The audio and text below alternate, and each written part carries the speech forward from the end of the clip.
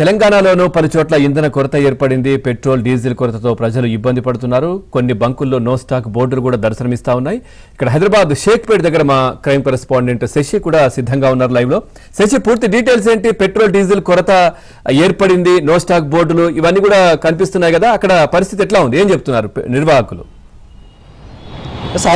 హైదరాబాద్లో మరోసారి పెట్రోల్ బంకుల వద్ద నో స్టాక్ బోర్డులు కనిపిస్తున్నాయి. చాలా పెట్రోల్ బంకుల వద్ద ఇదే తరహా పరిస్థితి నెలకొని ఉంది. అన్ని చోట్ల కూడా ఆల్రెడీ క్లోజ్ చేస్తున్నారు. చాలా మంది పెట్రోల్ కోసం, డీజిల్ కోసం పెట్రోల్ బంకుల వద్దకు వస్తున్నటువంటి సందర్భంలో వారందరికీ స్టాక్ లేదంటూ చెప్పి పంపిస్తూ ఉన్నారు. ఒకసారి మనం విజువల్స్ చూడొచ్చు. నేను ప్రస్తుతం షేక్పేట్ వద్ద ఉన్నాను. ఇది ప్రధానమైనటువంటి పెట్రోల్ బంక్ అంటూ కూడా చెప్పుకోవచ్చు. ఇటు ముంబై హైవే మీద ఉన్నటువంటి ప్రధానమైనటువంటి పెట్రోల్ బంకు. ఇక్కడ ప్రతినిత్యం కూడా వందలాది వాహనాలు ఎప్పుడు కూడా ఇక్కడ పెట్రోల్ డీజిల్ నింపుకోవడానికి వస్తూ ఉంటాయి. అయితే ప్రజెంట్ నో స్టాక్ ఉండడంతో మొత్తం ఖాళీగా కనిపిస్తోంది. మరోవైపు నిర్వాహకులు సైతం ఆ స్టాక్ లేకపోవడం వల్లనే తమకు రావాల్సినటువంటి స్టాక్ రాకపోవడంతోనే క్లోజ్ చేయాల్సినటువంటి అవసరం ఏర్పడిందంటూ కూడా ప్రధానంగా వారు చెప్తున్నటువంటి పరిస్థితి ఒకసారి మనం విజువల్స్లో కూడా చూడొచ్చు. ప్రజెంట్ ఇప్పుడు ఆఫీసులకు వెళ్ళేటటువంటి సమయం చాలా మంది కూడా ఇదే నేపథ్యంలో వారంతా కూడా పెట్రోల్ బంకుల వైపు వస్తూ ఉన్నారు.